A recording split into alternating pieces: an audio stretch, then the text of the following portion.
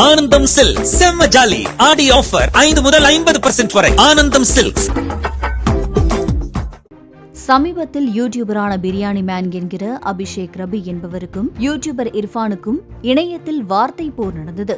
3 மாதத்திற்கு முன்பு biryani man YouTube சேனலில் பதிவிட்ட வீடியோ சர்ச்சையை ஏற்படுத்தியுள்ளது. நீங்க ஒரு கப்பிள்ஸா? உங்களுக்கு மூளை வரைக்கும் ஏறி மூக்கு வழியா ஒழுகுதா? காசும் இல்ல பக்கும் இல்லையா? கவலையப்படாதீங்க. செம்மொழி பூங்கா குறித்து ஆபாசமாக பேசியும் ஆபாசமான உடல் மொழியிலும் அபிஷேக் ரபி வீடியோ எடுத்து பதிவிட்டுள்ளார். இந்த வீடியோ காண்போரை முகம் சுளிக்க வைக்கும் தொனியில் அமைந்திருந்தது.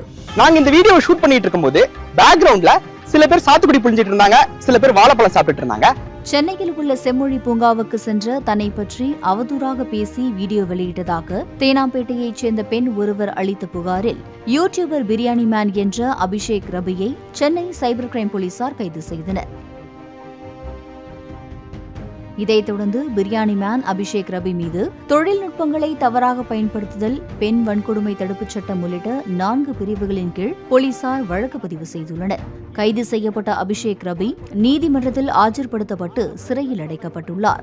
முற்போக்கு 100. இப்போ நீங்க பாத்தீங்கன்னா நம்ம கண்ணுக்கு நிறைய கப்பிள்ஸ் தென்பட மாட்டேங்கிறாங்க. ஏன் அப்படின்னா உள்ள வரும்போதே பப்ஜில வர கில்லி சூட் மாதிரி 2 பேரும் போட்டு வந்துடுறாங்க.